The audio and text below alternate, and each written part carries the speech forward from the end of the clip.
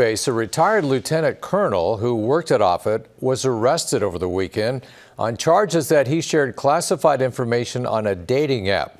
David Franklin Slater held top secret clearance working in the classified area of Stratcom. Near the end of his tenure at Offutt in 2022, he allegedly provided national defense information to someone he believed was a woman in Ukraine. Slater's due in court tomorrow. If convicted, he faces up to a decade in prison.